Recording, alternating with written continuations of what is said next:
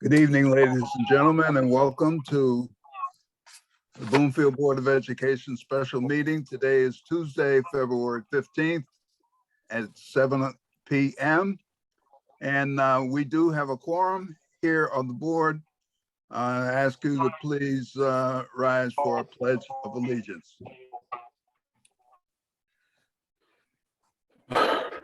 I pledge allegiance to the flag of the United States of the United States of America, and the and to the republic republic for which it stands, one nation, under under God, God, indivisible, indivisible, with with liberty and justice for all. for all.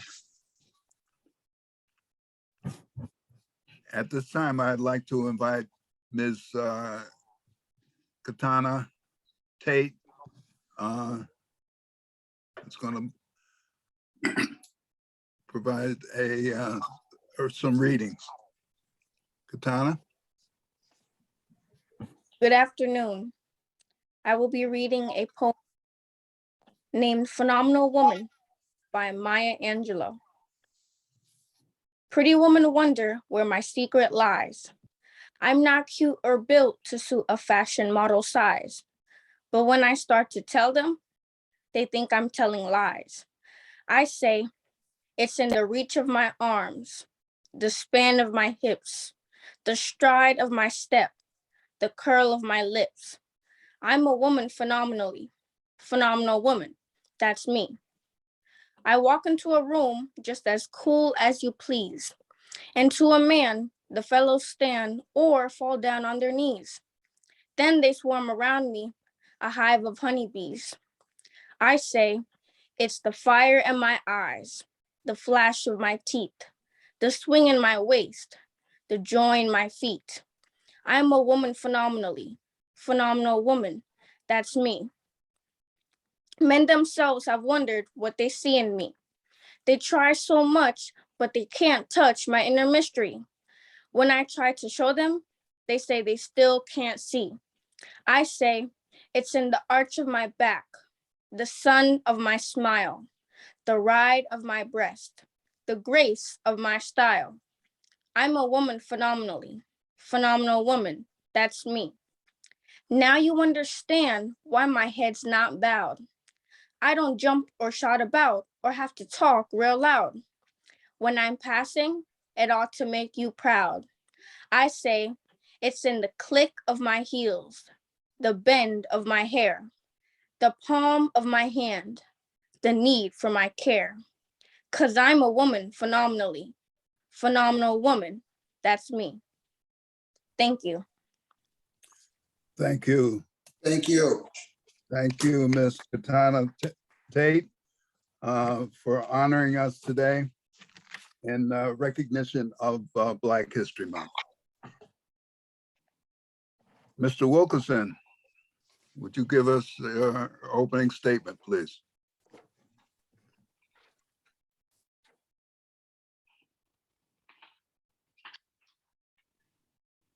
You're muted. Sorry about that. Good evening, everyone. As Secretary of the Bloomfield Board of Education, I wish to extend a warm welcome to everyone present to our televised viewers. The board, superintendent, and I are pleased that you have joined us as we celebrate achievement, review information, and make policy decisions related to the effective operation of the Bloomfield Public Schools. This is a regular meeting, and all items that will be discussed or voted on this evening have been posted as required by state law. As the Bloomfield Board of Education, we are here to support, listen to reports of the superintendent, approve budgets, contracts, and personnel appointments, and make policy for the district. We are not here to make management decisions or to solve the problems of individuals. Management is the responsibility of the superintendent. Meetings of the board are open to the public. At this time, when the board conducts its business of governing the school system in the public arena. The regular meetings are not meetings with the public. Therefore, comments from the audience will be confined to the time designated for the public to address the board. Decorum and courtesy are important elements in effective public meetings. Please silence your phones or communication device and refrain from talking while others are speaking. Since it is legally mandated that proceedings be accurately recorded, the board chair may have to ask for order periodically, should noise begin to interfere with recording capabilities. I am pleased that you've taken the time this evening to join us. We are very proud of the school system and thank you for your interest in Bloomfield Public Schools. Thank you, Mr. Wilkerson. Item number 5 on our agenda is the consent or the. I'm going to ask everybody to please mute because I'm getting feedback and I think I see where it's coming from, but if everyone could please mute, that should knock that feedback out. Again, approval of the minutes from our regular meeting, January 11th. Mr. Friedman, I move that the Bloomfield Board of Education approve the minutes from the January 11th, 2022 regular board meeting as presented. is there a second? Second. Thank you. Just got to remind board members, Mr. Ike is not here tonight. I believe he's on a cruise, but he was supposed to call in. Any edits, corrections that need to be made to the minutes? Any edits or corrections? Hearing none, seeing none, all those in favor, please signify by saying aye. Aye. Opposed? It is so ordered. Thank you. Student representative report coming from Bloomfield High School tonight. Simone Dwyer and Amira Etienne Modeste. Please proceed. Good evening, everybody. My name is Amira Etienne Modeste. I'm a junior at Bloomfield High School. Good afternoon, everyone. My name is Simone Dewari, and I'm also a junior at Bloomfield High School.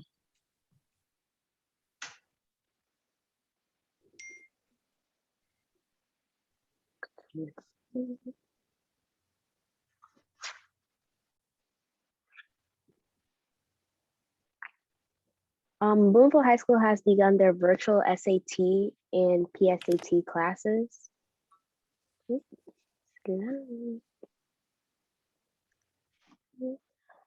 Every Saturday, we provide math, reading, writing, and assistance with class opening from 9 to 12 for 9th to 12th graders. In-person classes are offered as well every Thursday. PSAT and SAT date is March 23rd, 2022, and students can also use these classes as attendance recovery.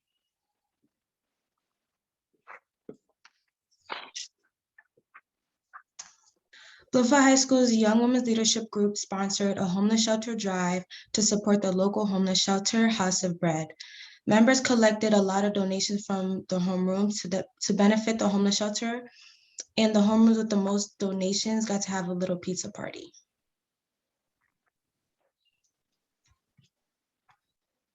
BHS has also added JV wrestling to their winter sports.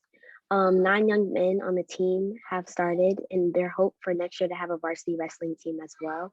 The boys have been success with Rowan Hales and Jalen Williams pinning their Cheshire opponents and winning their match on January 24th. Junior Wyatt Anderson has been selected by the New England Music Festival Association to perform in the concert festival. He will showcase his musical talents with various other students who have been selected from across the state. Wyatt auditioned and was selected from 100 of Connecticut singers. The festival will take place in March.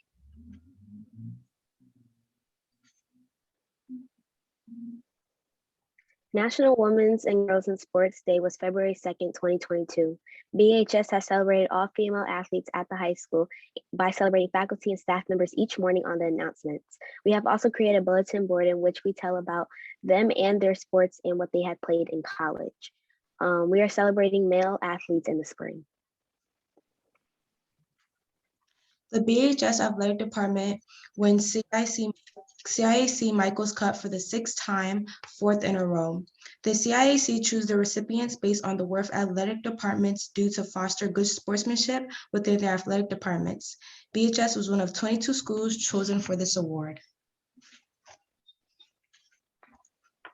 On Friday, January 21st, 2022, BHS students attended the CASE Visual Leadership Conference, which was a half-day seminar including intensive training, motivational speakers, and life coaches tailored to helping students motivate and help leadership skills within student athletes. As a part of BHS new graduation requirements, all BHS students will now receive first aid CPR training as a part of one of their PE courses during their junior and senior year. These classes are taught by an American Red Cross certified instructor, also known as our athletic trainer. Recently, one of BHS's senior, Chris Wright, a student who was certified at Bluefield High School in first aid CPR, just this year was able to use his training at work when he noticed a lady in distress. He was able to assess the situation, instruct someone to call 911, and begin CPR on a customer.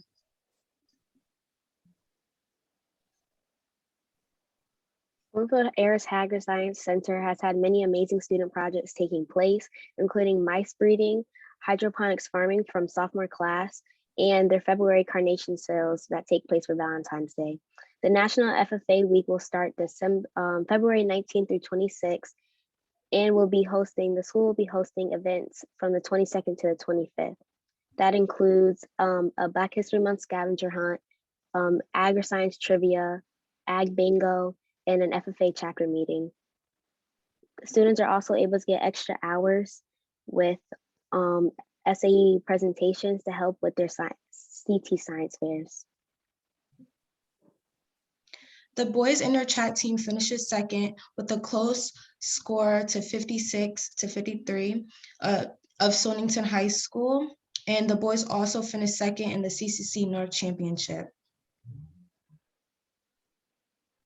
The Bloomfield Girls High School track team finishes first to East Hampton at the Class S Championship.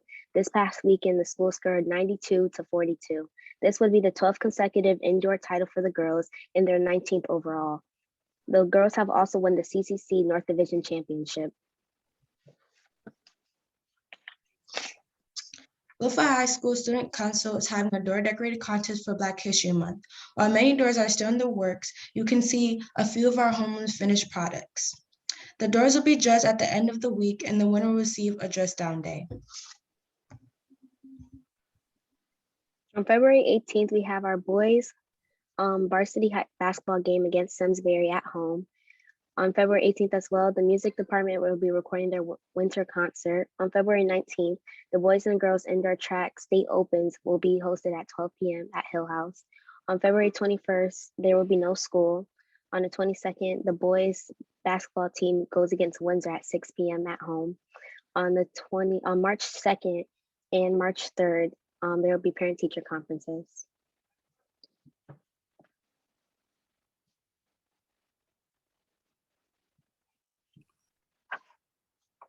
That concludes your report? Yes, sir. Thank you so much for having us. Well, hold the line. Any questions or comments from board members to our students?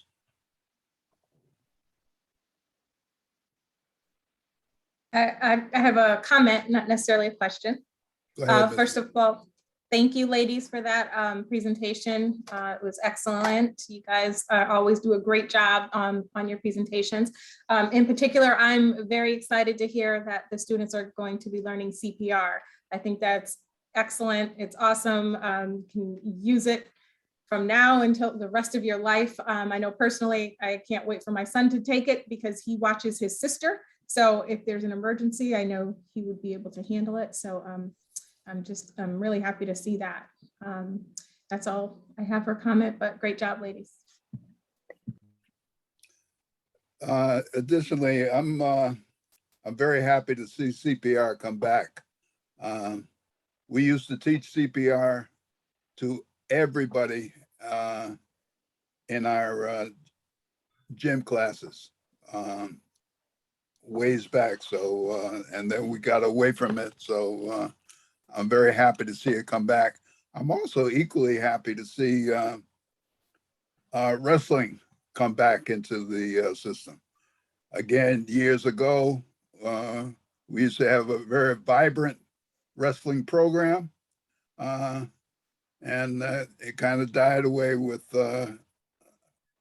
lack of participation. So we're doing something good over there, folks, and I'm very happy to see it. Any other comments? Okay, I thank you very much. Mr. Robinson, you have an introduction you want to make for us. Yes, sir. Thank you, Chairman Harris, Superintendent Thompson, and board members. It gives me great pleasure to introduce Michael Bailey, who's been selected as the new Director of Adult Education Program. Mr. Bailey brings decades of adult education experience as an adult teacher, and with the last 11 years in Bloomfield's Adult Education Program as facilitator and interim director. Mr. Bailey brings more than 2 decades of experience as a teacher of adult students, including roles as a college tutor, English professor, and teacher of adult education programs. Mr. Bailey is a graduate of Georgetown and Wesleyan Universities. He holds educator certifications in middle and high school English, as well as adult education. I've had the pleasure of working with Mr. Bailey for quite a few years. He's a tremendous professional who has a passion for adult learners, and we wish to congratulate him on his new role. Thank you. Thank you, John. It's an honor to be introduced to the members of the board and to the Bloomfield School District.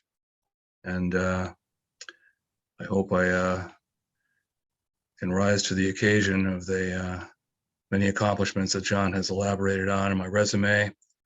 And I'm hopeful to achieve some goals as a newly appointed director, particularly in the area of expanding our enrollment for state mandated classes, to use the resources of the state grant and local funds to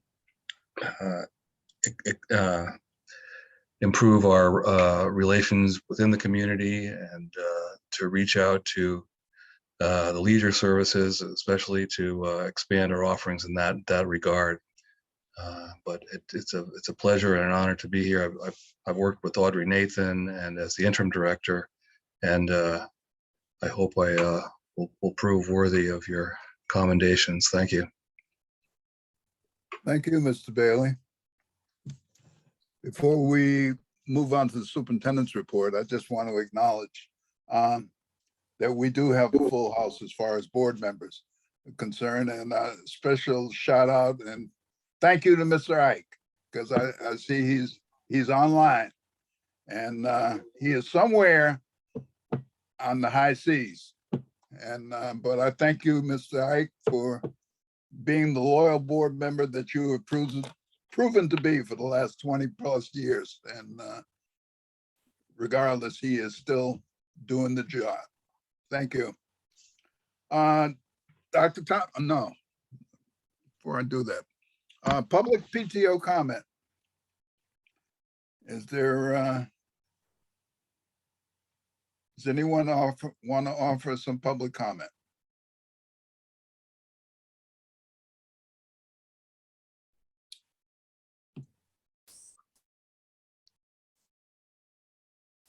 Anybody want to offer public comment?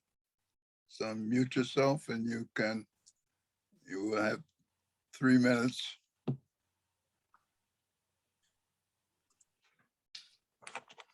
Okay, moving on. Superintendent's report, Dr. Thompson. Thank you. Good evening, members. I'm sorry to interrupt. Someone had their hand up, Mr. Chair. Meredith Johnson.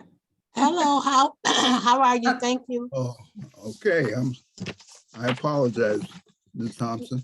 No problem. I put it up a little Would late. 'cause you, I came- would you give us your name, your address? And you have 3 minutes to speak. Yes, my name is Meredith Johnson and my address is 109 Boothbay Street, Bloomfield, Connecticut. And I am speaking on behalf of publicly the Community Awareness Task Force. Just wanted to highlight that the Community Awareness Task Force is celebrating our students at Bloomfield High School as our hidden gems this year. Chairman Harris, you started this precedence as being celebrated as a hidden gem last year, and we wanted to keep that as one of Bloomfield's outstanding traditions of celebrating our hidden gems. So we're affording the Bloomfield High School students with the opportunity to come online and actually speak to the council and ask questions that are pressing to the students related to diversity, equity, and inclusion. I will be quite transparent that based on the chain of very unfortunate events that from our understanding from our committee chairs that are at the high school, it is a very difficult time. So we're hoping that our Black History event will be successful. We'll make it successful regardless, but our heads are bowed. But just wanted to let the formally extend the invitation to the board. I'm sure that everyone saw the announcement on leisure services today, I believe, but just wanted to extend that invitation, highlight that Mr. Harris started the tradition as one of the gems that was highlighted last year. It was a great event. So we thought that this was something that we really wanted to continue within the town. So thank you. Thank you so much. Any other public comment?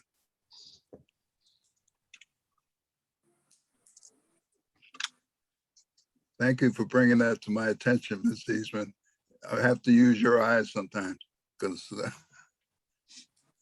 anybody else? Okay, Dr. Thompson, you have the floor. Sure, thank you very much. Good evening, members of the board, colleagues, families, and our viewing audience. I will begin with the health and safety update. On Monday, February 7th, Governor Lamont announced plans to eliminate the statewide school mask requirements effective February 28th. The Senate has approved a bill which requires face masks until the end of the month. Then the local school boards can decide whether to continue the mask mandate for the school district. Family input is one of the factors that we will be considering when deciding to extend or end the mask mandate. A survey was sent out to our families yesterday, and our staff survey was sent out today. At this time, we're waiting the results of the survey, as well as guidance from the local health district to address the mask mandate. Wendy Shepherd-Banish, our COVID-19 liaison, will provide further details on health and safety. Black History Month. During the month of February, the district has been celebrating Black History Month. All of our schools are engaging in activities that pay tribute to the significant contributions of Black people in shaping American history and culture. Updates from our schools will be shared through the daily publication. Bloomfield Public Schools is also co-sponsoring the Dr. Ernest E. Just Symposium on Thursday, February 17th, 2022. This virtual program will honor current African-American scientists who have made remarkable contributions to society. In conclusion, I would like to share a quote from Harriet Tubman that takes into account Black History Month and our hopes and dreams for our students. Every great dream begins with a dreamer. Always remember you have within you the strength, the patience, and the passion to reach the stars to change the world. This concludes my report. Thank you. Continuing on, why don't you continue, Wendy? And then we can come back and ask questions. Okay, thank you, Chairman Harris. I'm going to share my screen with everyone.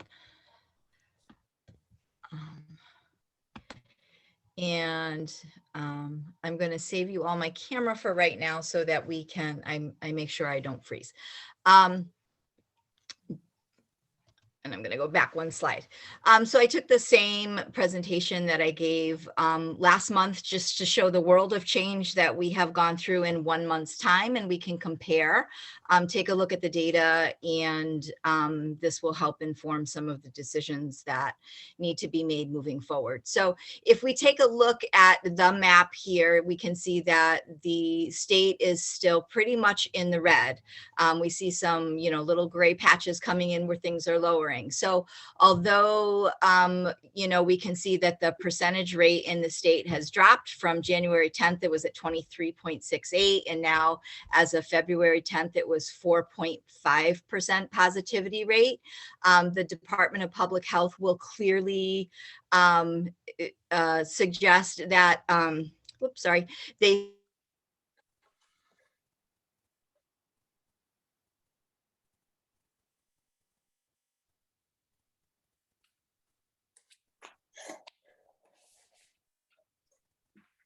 Is she frozen? for, I think so. 15. She's Everybody back. can still hear me okay? Now we can. Okay, so the state is, the Department of Public Health will indicate that, the majority of the state is still over 15 cases per that 14-day average, which would indicate that the state is still in a high transmission rate. Our school cases have changed significantly from December 12th to January 10th. We indicated that there were 275 cases across the district that we reported. It's dropped significantly since the last time I reported to you. So as of February 13th, we only had 91 cases, and I'm sure everybody is pleased to note that we didn't send out any reports the last couple of days. So things are changing there for us as well. Our vaccination rates are continuing to climb. We're still a little below the state average for fully vaccinated children when you compare the state average to the district, but you can see we are coming closer and closer to those percentages every time. So good progress there. In terms of our testing that we're able to support within our school district, we had a change in our testing providers, but we have successfully partnered with the Connecticut COVID Detect. State plan has partnered us with Quest Diagnostics and Transformative Healthcare, and the majority of our schools are testing. They come into the schools weekly on Tuesday and successfully test our students that are willing. Families have signed consent for PCR testing. That contract was not available to staff. However, we have successfully started this week.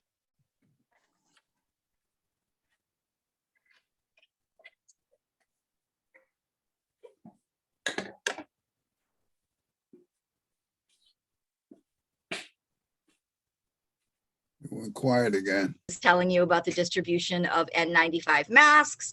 We now know that moving forward as of February 28th, the mandate is going to be lifted. However, the CDC and the DPH have made it quite clear they're still fully in support of continued masking within the schools. And that, although the mandate is ending and it's no longer a requirement, they still do support it as a very strong recommendation. The new legislation indicates that the DPH and the Commissioner of Education can reimpose the mask mandate if the virus spikes, and that future decisions between now and then are left to our local school board. The district has sent surveys out to our parents for input, and I believe Jason can share with us some preliminary numbers at this time. Thank you, Wendy. So we have sent out the surveys, as Dr. Thompson said, to our families as of yesterday and to our staff today. So far for our families, we've received 442 responses. And of those, we have gotten back roughly 72% of families are in favor of continuing the mask mandate past the February 28th deadline or end date that was passed in legislation. As for staff, it was sent out this afternoon. We have over 200 responses so far, and staff are 61% of our staff roughly are in favor of also extending the mask mandate. So both our families and our staff are right now in support of extending the mandate. So that ends our presentation tonight. I know I cut out there briefly. There might be some questions for me. Mr. Chair, Yes, go right. Please proceed. Ms. Banish, regarding supplies, do we still have adequate supplies of the test kits and masks for students and staff available? Yes, we have plenty of cloth masks if those are preferred. We have plenty of N95 masks that are still available. Our nurses are well stocked with test kits for the students so that they can prioritize students that may be posing sick symptoms and send a test kit home so they can quickly get tested. Again, there's the PCR tests that are available within the schools to the students. And then I know I did cut out on the information for the staff. We are also able to provide staff weekly home test kits if they so choose. Thank you. Other questions? Yes, Ms. Banish, you indicated that Bloomfield is not at the same level for vaccinations as the state.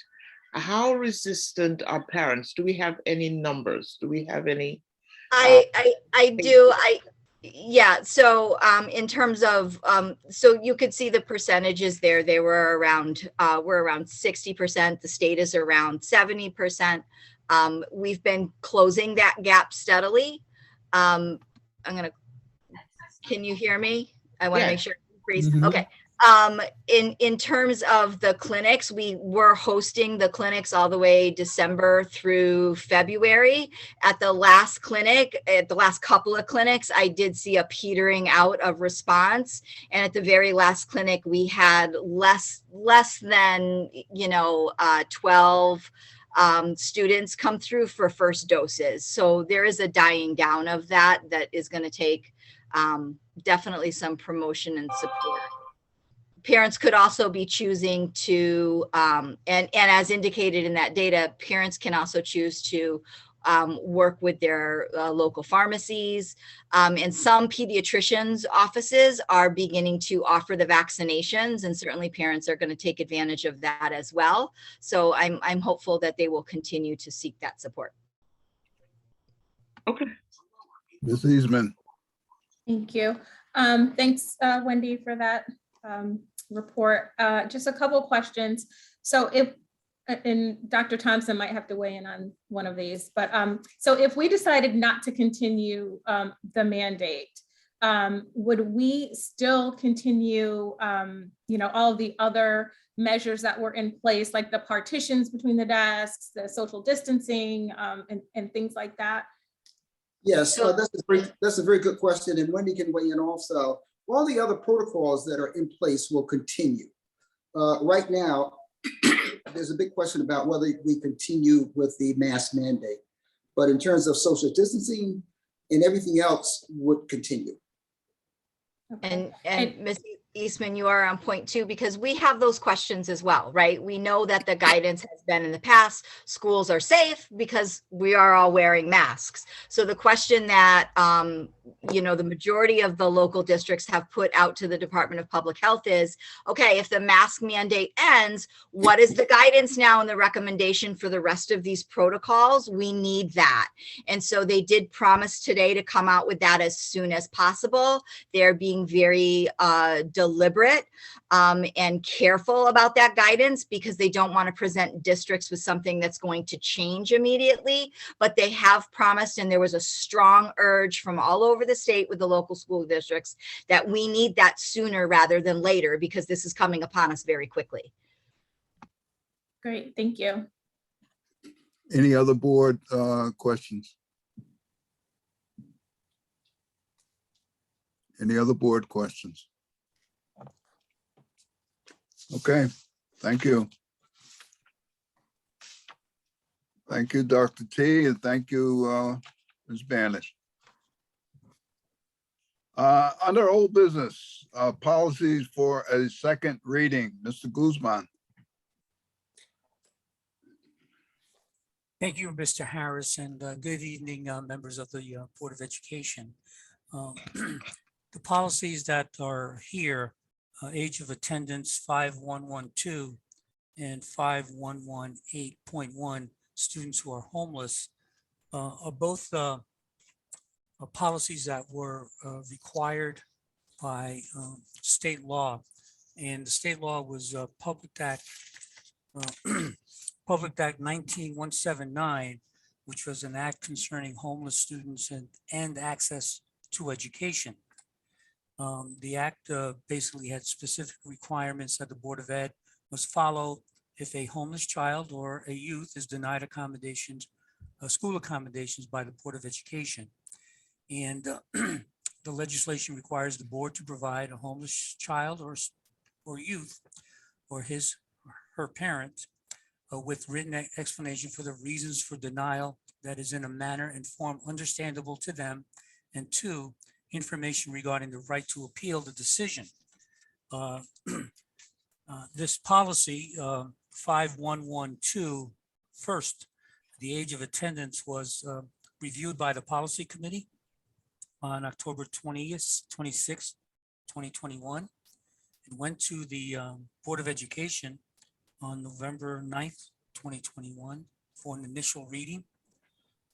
It was reviewed again by the policy committee on January 25th of 2022, and now is before the Board of Education for adoption. The same holds true for policy 5118.1, which is the policy for students who are homeless. The same review by the policy committee and the Board of Education occurred over the last several months, and the administration recommends approval of both these policies. Okay, let's take them one at a time. The first one being the age of attendance. Mr. Friedman, I move that the Board of Education adopt policy 5112, age of attendance. Second, been properly moved and second. Any comments? Any comments? And again, I remind everybody that this has been vetted twice in committee, and this is the second time us seeing it at the board level. So we have thoroughly immersed ourselves in this policy. Okay, seeing none, hearing none, all those in favor, please signify by saying aye. Aye. aye. Oppose? Abstentions? Motion carries. Policy number 2, students who are homeless. Mr. Friedman, I move that the Board of Education adopt policy 5118.1, students who are homeless. Second, it's been properly moved and second. Any questions? Comments? Hearing none, seeing none, all those in favor, please signify by saying aye. Aye. aye. Oppose? Abstentions? Motion carries. Thank you very much. New business. Item A. Here we go. The presentation of superintendent's proposed 2022, 2023 budget. Okay. Can we move to slide 2? This evening, Wim Guzman, Chief Operation Officer, and I will guide you through the presentation of the 2022-2023 proposed budget. What is very important to remember with this spending plan is that this is a maintenance budget. Our district has not added any new programs funded by the general funds for the next school year. Excellent schools are the cornerstone of healthy and thriving communities. The 2022-2023 budget proposal reflects our commitment to supporting student growth and achievement, and by doing so, contributing to Bloomfield's overall growth and development. The budget proposal also reflects a continued commitment to raising the bar on expectations, improving student performance, and preparing our students for college and meaningful careers. This coming year budget proposal of $50.35 million represents an increase of $3.61 million or 7.73% overall of the current budget year. We moved the 2022-2023 key drivers. Student costs, tuition costs, contractual increases in salary, staff salaries, and transportation costs for in-district and special needs students. Developing this budget represents a significant challenge. And there were other increases associated with other post-employment benefits, Social Security, and healthcare.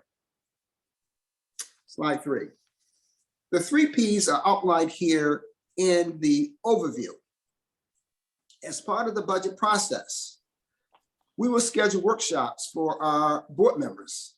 And this is an opportunity to discuss and vet the spending plan.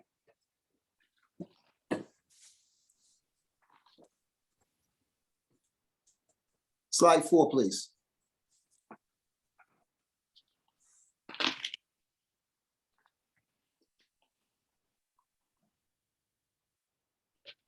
Our district commitment to these 2 principles have guided this year's challenging budget development process.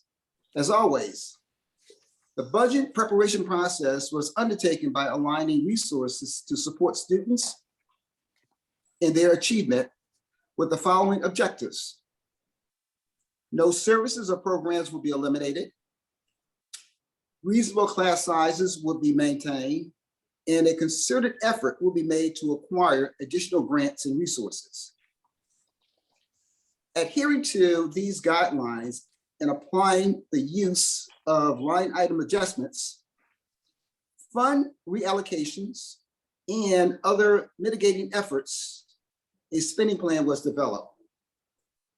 In addition, and after a careful review, other budget accounts have been adjusted based upon historical trend data.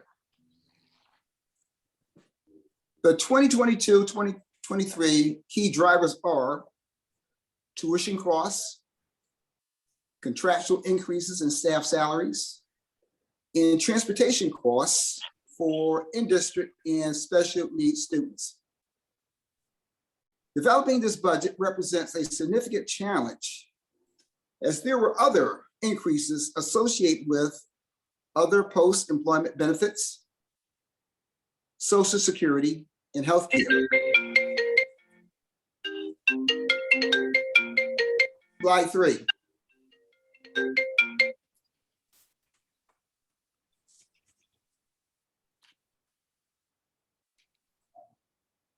For some reason, the slides are not showing up. We should be at slide 3. Krista? No, we're at slide 5. You're on 3 right now. Yeah. Okay, There we go. okay. Slide 5. We have worked to ensure this budget proposal supports our district priorities and vision, which strives for high expectations in academic achievements, while promoting a positive school climate and a culture of meaningful family and community engagement. I now turn the presentation to our Chief Operation Officer, Mr. William Guzman, who will review the 2022-2023 budget proposal. Thank you, Dr. Thompson. If you go to page 7, slide 7, this slide represents the cumulative history of the superintendent's request budget dating back to 2013, 2014. You can see that over that span of time, including this year's request, that the average annual increase amounted to $1.179 million, or an annual request of 2.73. This chart does not include the first 2 years of Dr. Thompson's tenure, 2011-12 and 2012-13 request budgets, which were at 0% for each of those first 2 years. Page 8, slide 8. The total budget request, as Dr. Thompson mentioned, totals $50.3 million. As is shown in this slide, depicted into the 14 major categories. The first 3 accounts, certified salaries, non-certified salaries, and benefits, represent 71.4% of the entire budget, which is in line with most operating budgets. These 3 major accounts address our most important resources, which is human resources, our teachers, our instructional assistants, clerical staff, nurses, administrators, and so on. And the 70 to 75% for salaries and benefits is in line with most operating budgets. Slide 9. This slide shows the dollar and percentage increase of $3,613,012, or an increased request of 7.73%. And this again is broken up into the 14 major categories.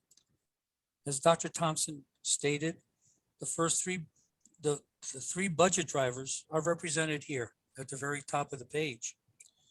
Tuition represents 3.17%. Salaries is at 2.52%. And transportation is at 1.28%.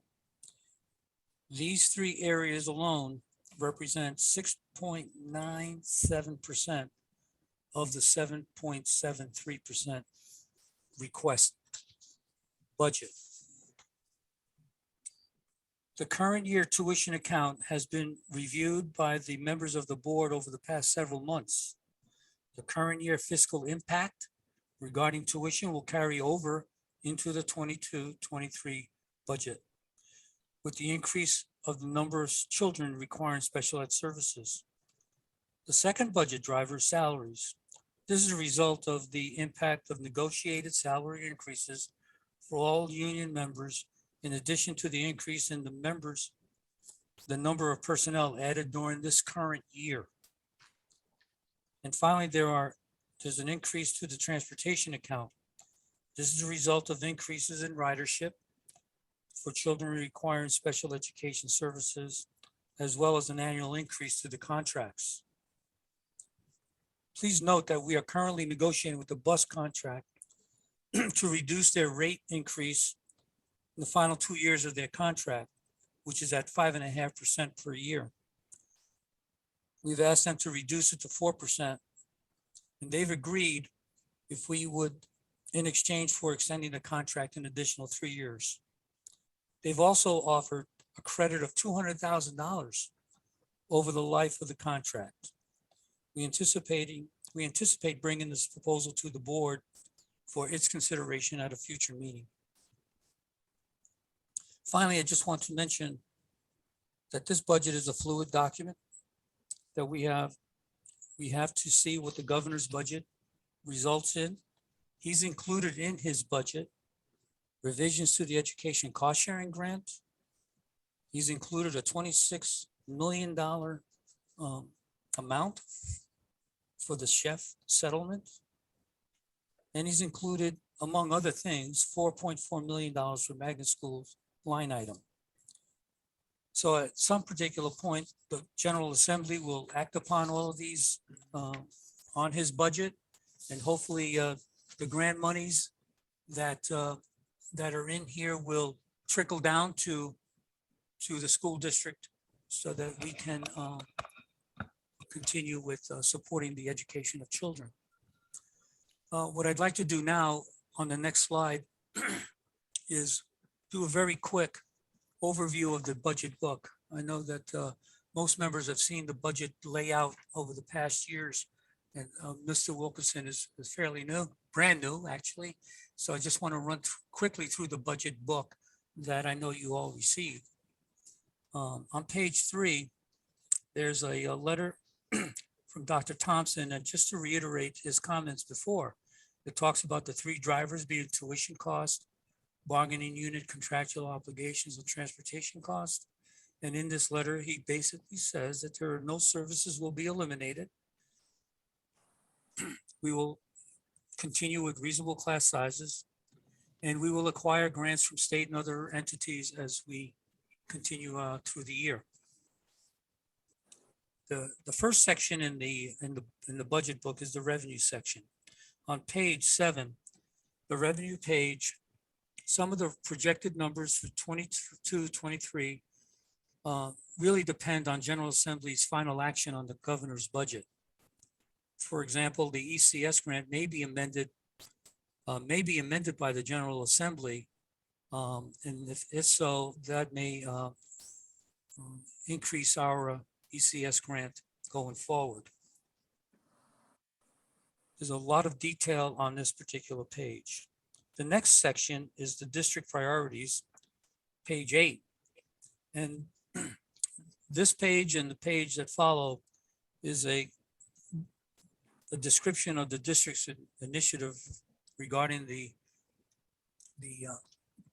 Portrait of a Graduate Initiative. And it's a succinct description of what we've done and the work to go forward. The following section is the school summary, and page 13 is an example. It gives a budget summary for Winterberry School in particular of the current and next year's budgeted amounts. All of the schools have this basic information in this particular section, and it's particular to each particular school. So a lot of fiscal data included in this section, school summary. The following section is the enrollment class size section. And page 27, which is depicted here, provides historical and projected district enrollment figures by school and by grade. Next year's enrollment is projected to increase by 11 students to a total of 2,028 students. Other pages in this section provide class sizes for each grade and or subject for all 7 schools. The next section is called the executive summary. Page 48. This section reviews each of the 14 major categories. Each account will provide a rationale for the increase or decrease in each sub-account. Page 49 as well depicts the actual current budget and proposed budget for each of the subcategories, sub-accounts. In this particular case, we're showing major account 05, pupil transportation. The next section in the budget book is the line item budget. Page 64 illustrates the degree of specificity of the budget major accounts and all the sub accounts. This section is the entire school budget, school district budget by account and sub account. And the next section is the staffing summary. Page 77 is depicted here. This section has district personnel listed by two categories, listed by certified personnel and listed by non-certified personnel, supported by local budgets as well as grant funds. So this is all our support, all our personnel from all supported by all funds, local as well as grants. The facilities section, which is page 86 is what I'm showing, provides data regarding each of the facilities in terms of square footage, when the building was constructed, added on to, what the current enrollment is and what the projected enrollment is for each of the 7 schools plus the Board of Education building. The next section is the out of district section. Page 87 provides magnet school tuition enrollment and estimated total cost for students attending magnet schools. The detail breakout by each magnet school, the number of children that are attending those magnet schools, the cost per child, the cumulative cost per for that particular school. Page 88 gives a projected number of students and associated cost for out of district tuition. And finally, we have a glossary section at the very back. This section, you will find a definition of a variety of terms used throughout the budget book. That concludes my presentation here, but I do want to remind the members of the Board of Education that budget deliberations and adoption of the budget is scheduled for Thursday, February 24th at 7 p.m. in a special meeting. Thank you, Mr. Harris. Thank you, Mr. Guzman. Also remind board members, if you have not signed up for a workshop with the superintendent, Mr. Guzman, and staff, please do so, because this is your opportunity to ask all of those questions that are burning and get some answers that you need. Okay. And also, I'm not sure you mentioned it, but the Board of Education budget will be online this evening and our website. So if anybody wants to know what we are proposing, they can pull down the entire budget. Will be online tonight. Okay, all right. John, if I could add one more item, is that we will be sending a press release out tomorrow Okay. On the budget. Okay. All right. Item B, policy for an initial reading. Mr. Guzman. Thank you, Mr. Harris. This is policy 0200, which is policy regarding district goals. This was initially brought to the policy committee back in September 30, 2021 for an initial review. It went back to the policy committee on October 26, 2021, because there was a request to change some of the language, and some of the language that was being requested by Mrs. Bogolasagay was to, in item 6, was to substitute the language to increase the percentage of students with the following language. To achieve at least 80% of students, there was a request to become a little bit more definitive in terms of the data. That went back to the policy committee for a second time with the revisions on January 25th, 2022. And now it is before the Board of Education for an initial reading, initial review. And once they're reviewed by the board, we'll go back to the policy committee in March. So that is a review of this particular policy, which was required by an enactment of the state law, Public Act 19-58, an act promoting careers in manufacturing to public school students and establishing a task force to study the demand for career and technical education teachers. The act required boards of education to develop career placement goals for students choosing not to pursue an advanced degree and to include those goals in their statement of educational goals. And you can see in the document that we've added item 9 as new language. And that new language says to provide a well-balanced and appropriate curriculum to all students through which students will be prepared to succeed in a variety of post-secondary activities, including employment and/or enrollment in institutions of higher education. That language was developed by the Connecticut Boards of Education as recommended language to satisfy the requirements of Public Act 19-58. Thank you. Okay, there's no action required on us tonight. Again, this is being presented for an initial reading. It will go back in front of the policy committee in March. And then I'm assuming in April, it will come back to the board for a second reading and a potential vote. All right, any questions? Comments? Thank you. CABE updates. At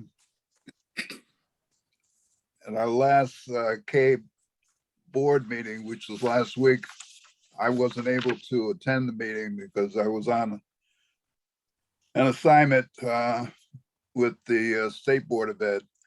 And but Mr. Wilkerson, who is also a member of the CABE Board of Directors, was in attendance. So I'm going to call on him to update our board.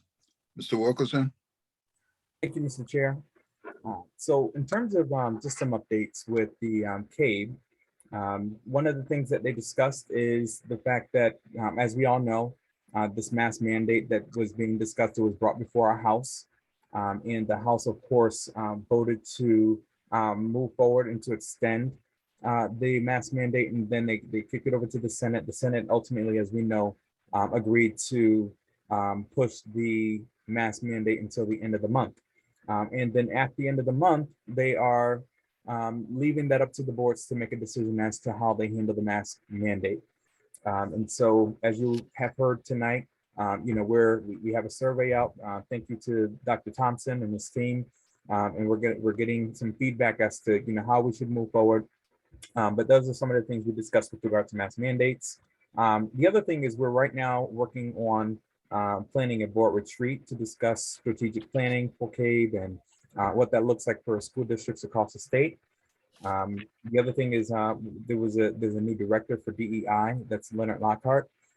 He is overseeing the DEI, and they're forming affinity groups for many of the board members to participate in. These affinity groups will basically be steered directly toward having discussion around many racial inequalities and inequities within schools. And so they're looking at other board members in terms of, what in terms of their participation and inclusion into that discussion. A very instrumental person in that as well is Dr. Blackburn Harris, who's also been who's Don's wife as well. And she gives great instruction within the DEI group and is also a past president of that group. The other thing that we discussed in the group was the fact that Mr. Rader, as you know, Bob Rader, he's the CEO of CABE, and he actually has announced his retirement. As many of you may know, and for those that don't know, he's been the CEO for many, many years before I was born and has led CABE for many years into the direction that it is in now. He's helped them to strengthen financially their name, and we just want to just thank him for his service from Bloomfield School District.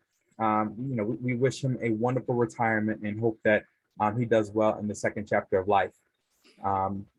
And then, they really just thanked many of the new board members, the associate directors, including myself, as well as many of the new area directors. And so, at this time, that concludes my report, with regard to what's going on at CABE. Thank you. Any questions for Mr. Wilkerson? Okay, thank you. Thank you, sir. Board comments. Mr. Ike?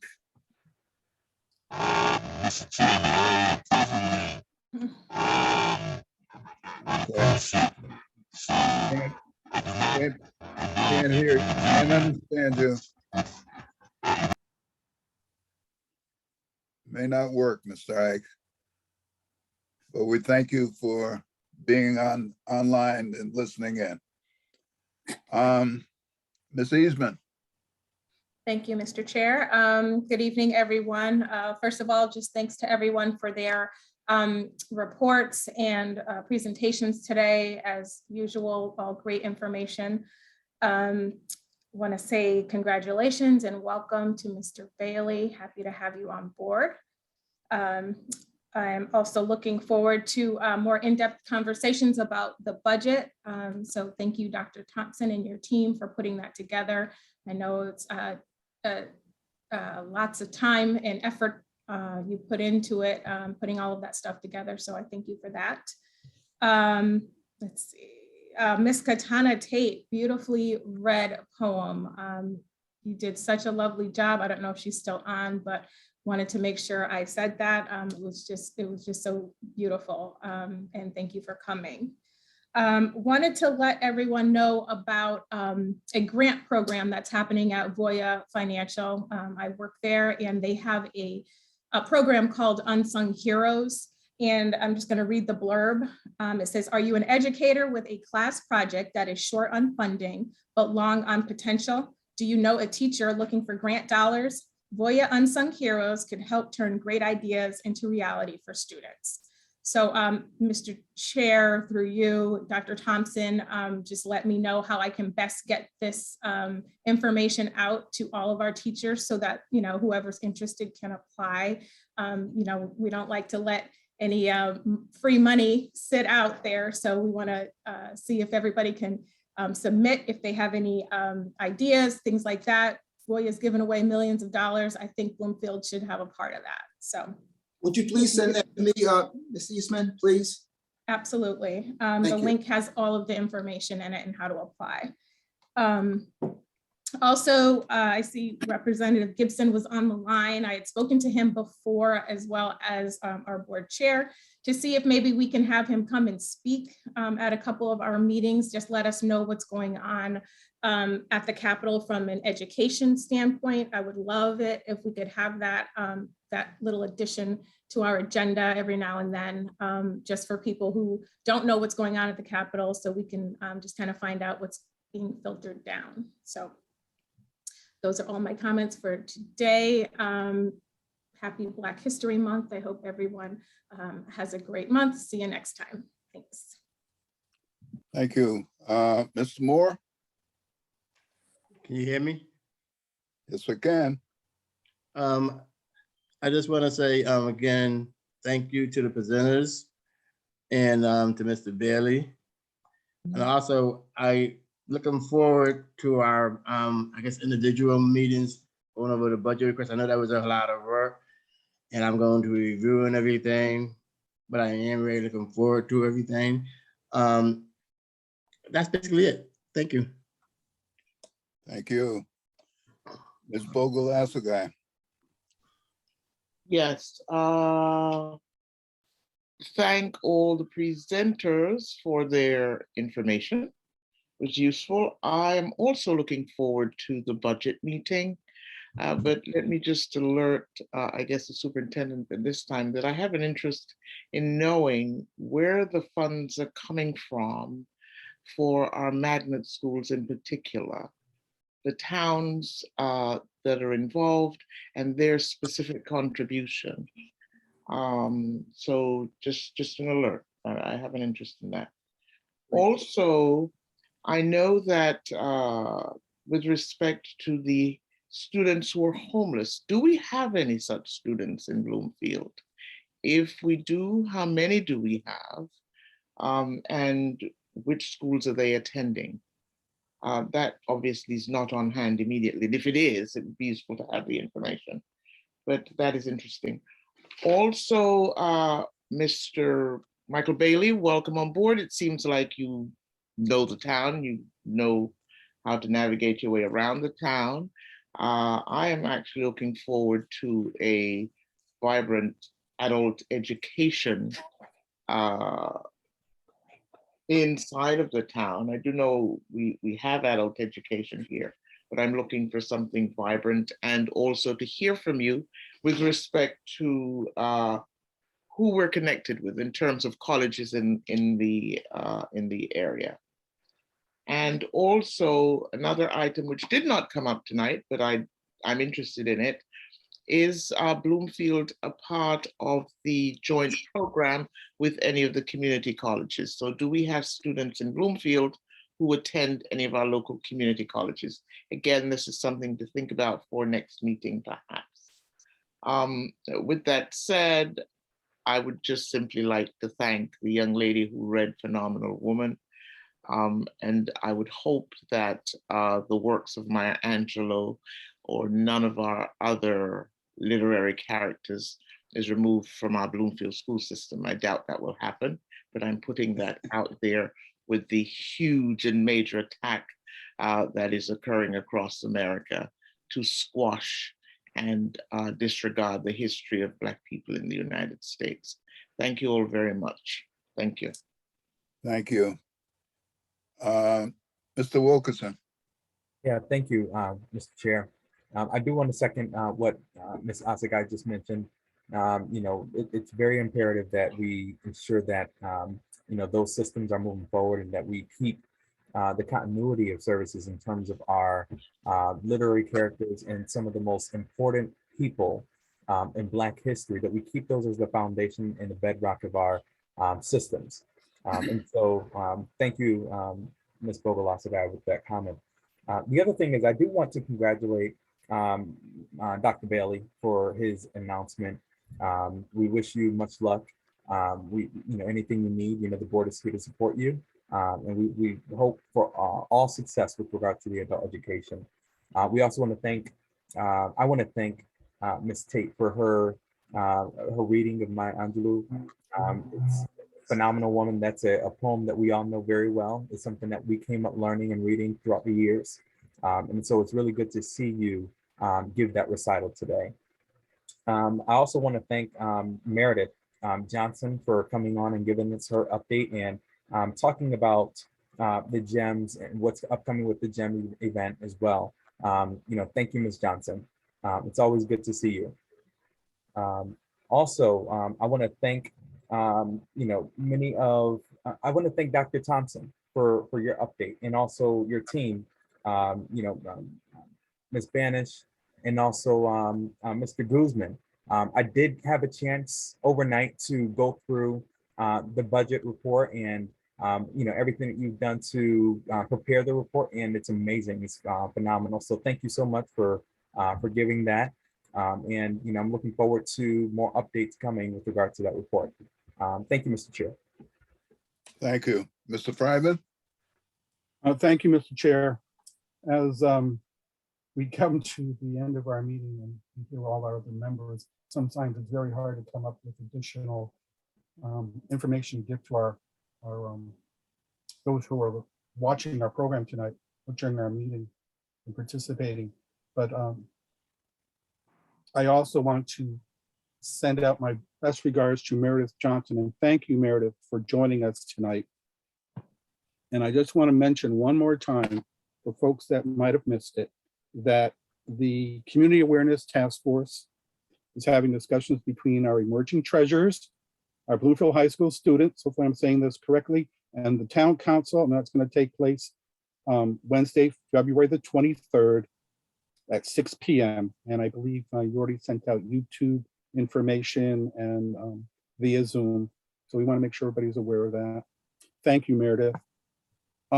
Additionally, we're all aware that we're having a symposium that's being sponsored partially, I believe, by the Bloomfield Board of Ed.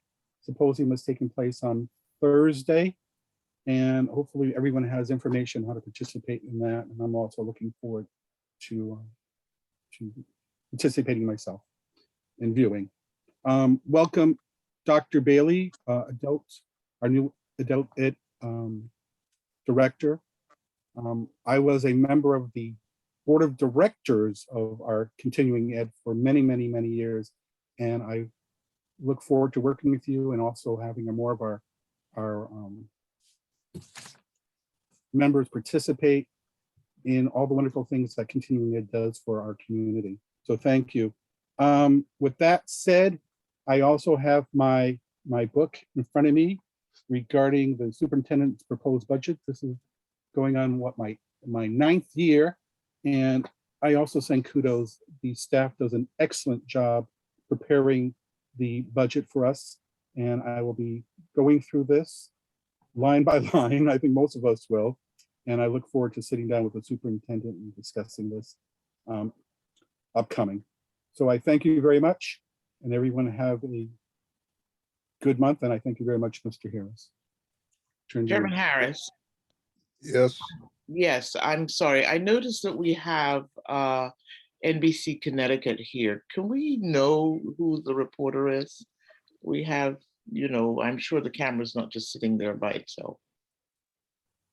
Who is the reporter who is covering our Bloomfield Board of Education meeting? I do not know. Can we, the person's probably listening. Who is it? Can you speak and let us know who you are?